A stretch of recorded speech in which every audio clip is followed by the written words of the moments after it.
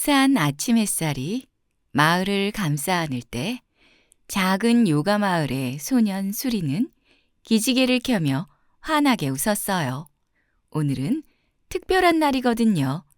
드디어 오늘 수리아 나마스카라를 배우는 날이에요. 수리는 가슴이 콩닥콩닥 뛰었어요. 오래 기다려온 순간이었거든요. 마을의 요가 스승 라마 구루께서 직접 가르쳐 주신다고 했어요. 부엌에서 아침을 준비하던 어머니가 수리를 따뜻하게 바라보았어요. 수리야, 네가 그렇게 기다리던 날이구나. 마음을 다해서 배우고 오렴. 아버지는 수리의 머리를 살짝 쓰다듬으며 웃었어요. 네 안에 태양을 밝히는 멋진 하루가 될 거야. 자신 있게 배워라. 수리는 힘차게 고개를 끄덕였어요. 가족의 응원을 받으니 더욱 힘이 솟는 기분이었어요. 수리가 사는 요가 마을은 언제나 평화롭고 따뜻한 곳이었어요. 마을 사람들은 매일 아침 태양을 향해 요가를 하며 하루를 시작했죠. 아이들도 어른들도 함께 요가를 하며 몸과 마음을 가꾸었어요. 마을 입구에는 향긋한 차를 파는 노인이 있었고 작은 연못에는 연꽃이 곱게 피어 있었어요. 새들이 지저귀고 산들바람은 나뭇잎을 살랑이게 했어요. 그때 멀리서 라마 구루가 천천히 걸어왔어요. 구루는 하얀 수염이 바람에 가볍게 흔들리고 깊고 맑은 눈빛이 강물처럼 고요했어요. 수리는 얼른 두 손을 모으고 정중하게 인사했어요. 구루님, 저에게 수리아 나마스카라를 가르쳐 주세요. 라마구루는 따뜻한 미소를 지으며 수리를 바라보았어요. 태양에게 인사를 올리는 것이니 네 마음도 태양처럼 맑고 따뜻해야 한다. 수리는 고개를 끄덕이며 숨을 고르고 섰어요. 라마구루는 부드럽게 손을 가슴 앞에 합장했어요. 자, 두 손을 모으고 숨을 깊이 들이마시며 하늘을 향해 팔을 뻗어보거라. 수리는 손끝이 하늘에 닿을 듯 쭉 뻗었어요. 따스한 햇살이 손바닥 위에 내려앉았죠. 이제 숨을 내쉬며 허리를 숙여 땅을 향해 인사하거라. 수리는 천천히 몸을 움직였어요. 발끝까지 이어지는 부드러운 바람이 마치 태양의 손길 같았어요. 라마구루는 천천히 하나하나 동작을 가르쳐 주었어요. 수리는 온몸으로 태양에게 인사하는 기분이 들었죠. 마지막 동작까지 마치자 라마구루는 수리의 머리를 쓰다듬어 주었어요. 이제 네 몸과 마음이 태양처럼 밝고 따뜻해졌느냐? 수리는 가슴에 손을 얹었어요. 따스한 온기가 손끝을 타고 퍼져나가고 가슴이 환하게 빛나는 것 같았어요. 네, 구루님, 태양이 제 안에서 빛나는 것 같아요.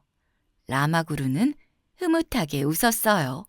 그래, 오늘부터 네 안의 태양을 더 환하게 밝히거라.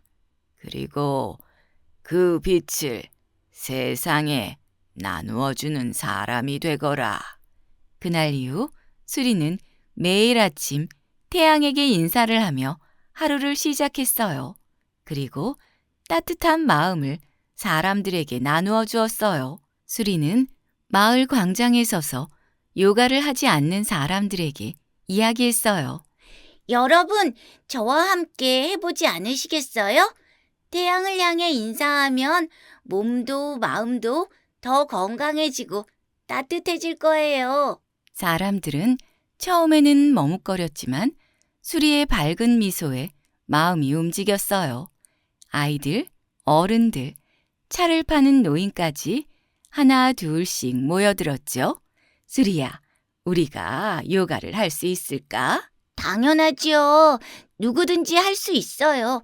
저도 처음에는 어색했지만 하면 할수록 마음이 편안해졌어요. 사람들은 서로를 바라보며 고개를 끄덕였어요. 그리고 소리를 따라 두 손을 가슴 앞에 모았어요. 자, 깊이 숨을 들이마시고 하늘을 향해 손을 뻗어요. 햇살이 손끝에 닿는 것처럼 사람들은 따뜻한 기운이 몸속을 채우는 걸 느꼈어요. 이제 숨을 내쉬며 땅을 향해 인사해 보세요. 모두가 천천히 허리를 숙였어요. 처음에는 몸이 뻣뻣했지만 점점 부드러워졌어요. 하루 이틀 시간이 흐르자 마을 사람들은 아침마다 수리와 함께 요가를 하게 되었어요. 아이들은 더 건강해졌고 어른들은 마음이 가벼워졌어요. 마을의 노인들도 즐거워했어요. 수리야, 덕분에 내 허리가 덜 아프구나. 고맙다. 마을은 점점 더 밝고 따뜻한 곳이 되었어요. 수리는 매일 아침 사람들의 환한 얼굴을 보며 기뻐했어요. 어느새 수리는 요가 마을의 빛이 되었고 태양처럼 환한 미소로 세상을 비추었어요.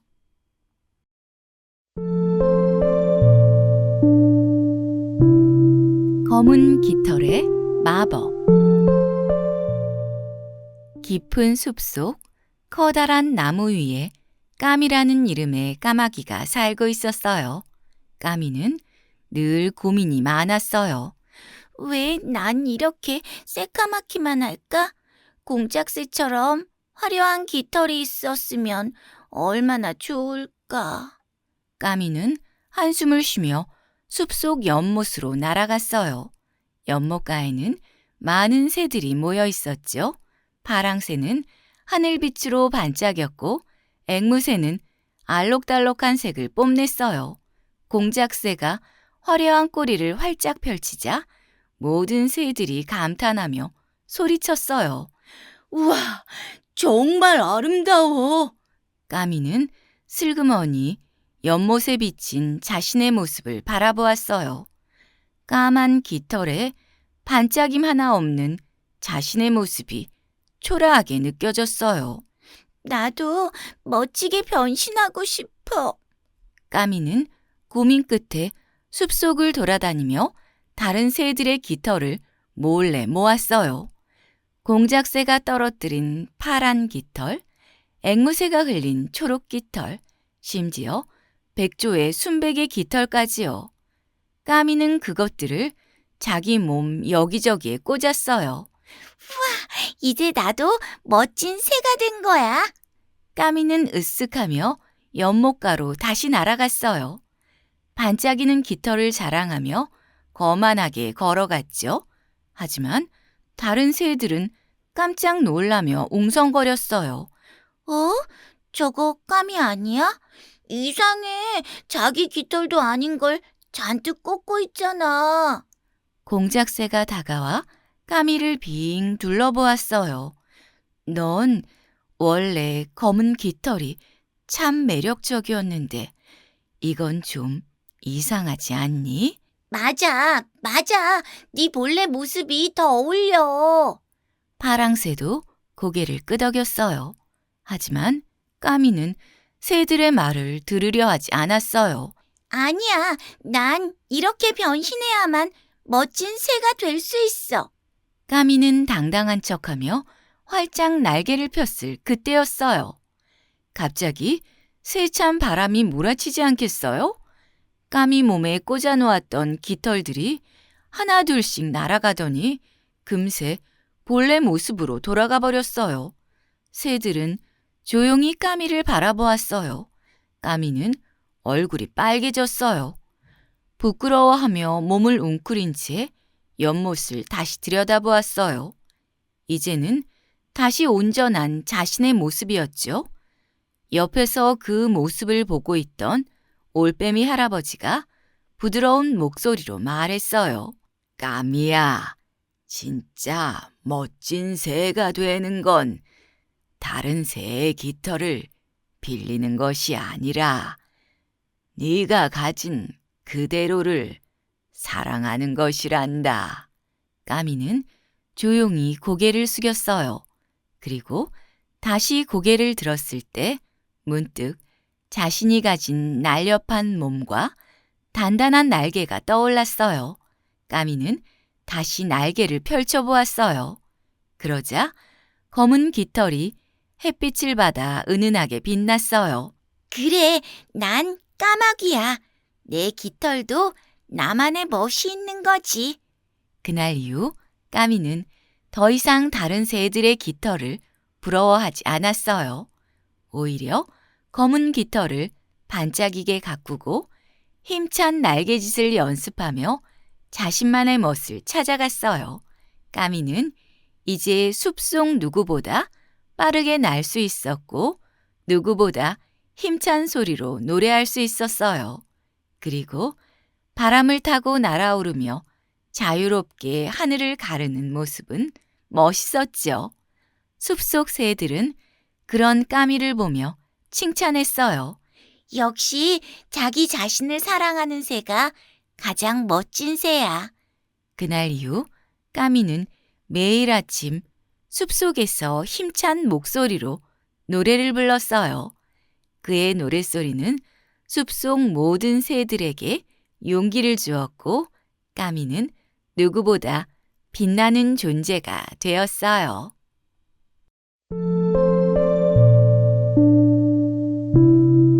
시간을 품은 상자. 시간의 그림자가 내려앉은 상자 속 오래된 옷들이 고요한 숨결로 잠들어 있었어요. 우린 이제 필요 없는 걸까? 별 모양이 그려진 청바지가 조용히 속삭였어요. 그런 것 같아. 하얀 베네 저고리가 슬프게 고개를 숙였어요. 예전에는 제이의 작은 몸을 감싸 안고 하루 종일 함께 했는데 이제는 이렇게 상자 속에 갇혀 있잖아. 맞아. 반짝이는 빨간 운동화도 힘이 없었어요. 나는 제이가 처음 걸을 때 신었던 신발이야. 제이의 작은 발을 보호해주고 첫 걸음을 내디딜 때마다 반짝반짝 빛났었는데 지금은 이렇게 먼지가 가득하네. 옷들은 서로를 바라보며 조용히 한숨을 내쉬었어요. 자신들이 점점 잊혀지고 있는 것만 같았거든요. 그때 부드러운 빛이 스며들며 상자가 열렸어요. 별무늬 청바지가 깜짝 놀라며 속삭였어요. 이제 우리 버려지는 걸까? 스웨터가 조심스럽게 묻자 옷들은 잔뜩 긴장했어요. 하지만 곧 따뜻한 손이 옷을 하나씩 꺼내 들었어요. 바로 제이의 엄마였어요. 엄마는 옷을 조심스레 펼쳐보며 웃었어요. 이제 날이 좋으니 우리 아가 옷들도 바람을 좀 쐬어야겠네. 엄마는 하나하나 옷을 꺼내 마당으로 가져갔어요. 그리고 부드러운 천으로 먼지를 털어내고 따뜻한 햇살 아래 빨랫줄에 정성껏 널었어요. 바람이 불어오자 옷들은 살랑살랑 흔들리며 상쾌한 기분이 들었어요. 우와, 오랜만에 햇빛을 보는구나. 빨간 운동화가 신이 났어요. 그렇지, 상자 안에 있을 땐 너무 답답했는데 이제야 숨을 쉬는 것 같아. 베네 저고리도 기분 좋게 펄럭였어요. 별이 그려진 청바지는 바람을 맞으며 작은 목소리로 말했어요. 엄마는 우리를 잊지 않았어. 때가 되면 꺼내서 이렇게 바람을 쐬어주고 먼지도 닦아주고 계시잖아. 옷들은 서로를 바라보며 미소 지었어요. 상자 속에서 잊혀진 것이 아니라 엄마의 따뜻한 마음 속에 여전히 살아있다는 걸 깨달았죠. 그때 제이가 마당으로 나왔어요. 엄마가 널어둔 옷들을 보던 제이는 깜짝 놀라며 환하게 웃었어요. 엄마, 이거 내가 아기 때 입었던 옷들이네? 제이는 빨간 운동화를 집어들었어요. 내가 처음 걸을 때 신었던 거야? 기억은 잘 안 나지만 반짝이는 게 너무 예뻐서 맨날 이것만 신고 싶어 했나 보네. 운동화는 기뻤어요. 제이가 날 지금도 좋아하나 봐. 제이는 이번엔 별무늬 청바지를 들여다보았어요. 이 청바지 내가 어릴 때 제일 좋아했던 거야. 이거 입고 맨날 뛰어다니고 놀았는데 어쩐지 옷들을 보고 있으니까 그때 기분이 다시 떠오르는 것 같아. 엄마는 그런 제이를 따뜻하게 바라보았어요. 그래, 소중한 기억은 시간이 지나도 변하지 않지. 햇살 아래 바람에 살랑이는 옷들은 이제 더 이상 슬프지 않았어요. 제이와 엄마가 기억하는 한 언제까지나 소중한 추억 속에서 빛날 테니까요.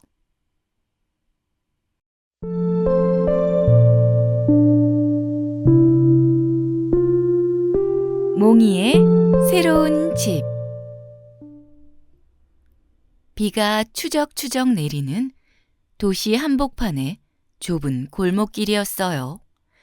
쫄쫄 굶은 강아지 몽이는 축 처진 꼬리를 흔들며 쓰레기 봉투를 뒤적이고 있었죠.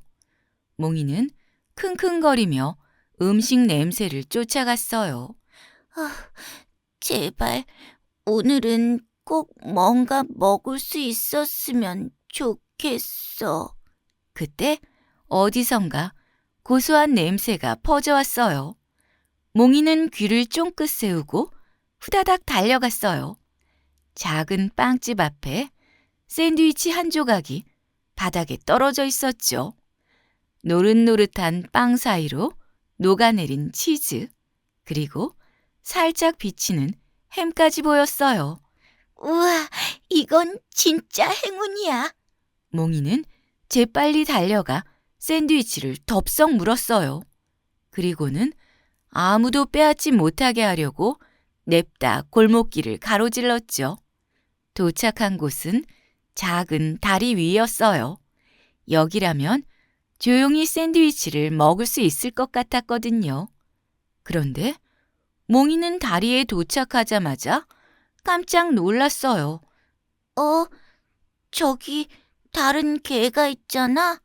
몽이는 다리 아래 물속을 들여다보니 물속의 개도 똑같이 샌드위치를 물고 있었어요. 그런데 이상하게도 몽이가 보기엔 물속 개가 가진 샌드위치가 더 커 보였어요. 내 것보다 더 맛있어 보이는데? 몽이의 입가에 침이 고이고 욕심이 스멀스멀 올라왔어요. 그래, 저걸 빼앗으면 더 배부르게 먹을 수 있겠어. 몽이는 물속의 개를 향해 으르렁거렸어요. 야, 그거 내놔. 그리고 더 크게 짖었어요. 그 순간 툭 하며 몽이가 물고 있던 샌드위치가 입에서 빠져버렸어요. 몽이는 깜짝 놀라 허둥지둥했어요. 하지만 이미 늦었어요. 빵은 물속으로 점점 가라앉았고 물속의 개도 함께 사라졌어요. 몽이는 꼬리가 축 늘어진 채 그 자리에 털썩 주저앉았죠. 내 샌드위치가 사라졌어. 비는 여전히 부슬부슬 내리고 있었고 몽이는 한숨을 푹 쉬었어요. 욕심을 부리지 않았더라면 샌드위치를 먹을 수 있었을 텐데 욕심을 부리다가 결국 아무것도 먹지 못하게 되어버렸어요. 그때 다리 아래에서 따뜻한 목소리가 들려왔어요. 욕심을 부리면 가진 것도 잃는 법이지. 몽이가 고개를 들어보니 한 할머니가 조용히 웃으며 바라보고 있었어요. 할머니는 작은 주머니에서 간식을 꺼내 몽이에게 내밀었어요. 몽이는 조심스럽게 받아 물었어요. 다음엔 조심해야겠어. 몽이는 따뜻하고 부드러운 간식을 천천히 씹어 먹었어요. 오랜만에 느껴보는 푸근한 맛이었어요. 뱃속이 조금씩 채워지자 마음도 차분해졌어요. 할머니는 몽이의 머리를 부드럽게 쓰다듬었어요. 어디 사니, 꼬마야? 몽이는 슬그머니 고개를 숙였어요. 집 없어요. 할머니는 조용히 몽이를 바라보았어요. 비에 젖은 몽이의 털은 엉켜 있었고 작은 몸은 바람에 덜덜 떨리고 있었어요. 할머니는 한숨을 쉬더니 살며시 손을 내밀었어요. 우리 집에 갈래? 몽이는 할머니를 올려다보았어요. 두 눈은 따뜻하고 다정한 빛으로 반짝이고 있었어요. 마치 오래전 잃어버린 온기를 다시 찾은 것만 같았죠. 몽이는 망설이다가 조심스레 할머니의 손에 코를 가져가며 작게 꼬리를 흔들었어요. 그날 이후 몽이는 할머니와 함께 살게 되었어요. 할머니의 작은 집은 골목 끝 조용한 곳에 자리 잡고 있었어요. 따뜻한 담요가 깔린 푹신한 방석, 언제나 맛있는 냄새가 나는 부엌, 그리고 무엇보다도 몽이를 사랑으로 감싸주는 할머니가 있었죠. 몽이는 이제 더 이상 거리에서 쓰레기 봉투를 뒤지지 않아도 되었어요. 비 오는 날이면 창가에 앉아 빗소리를 들으며 꾸벅꾸벅 졸았고 따뜻한 햇볕이 드는 날엔 마당에서 기지개를 쭉 펴며 할머니와 함께 시간을 보냈어요. 어느 날 몽이는 거울 속에 비친 자신을 바라보았어요. 예전처럼 욕심을 내며 으르렁거리던 강아지가 아니었어요. 이제는 행복한 얼굴로 꼬리를 흔드는 사랑받는 강아지가 되어 있었죠. 몽이는 조용히 속삭였어요. 욕심을 부렸더라면 이 행복도 놓쳤을 거야. 그리고 할머니 곁에 꼭 붙어 앉아 따뜻한 오후를 함께 보냈어요.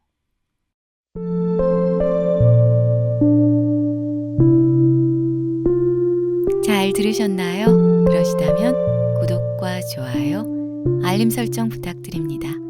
저는 책 읽어주는 안나였습니다. 고맙습니다.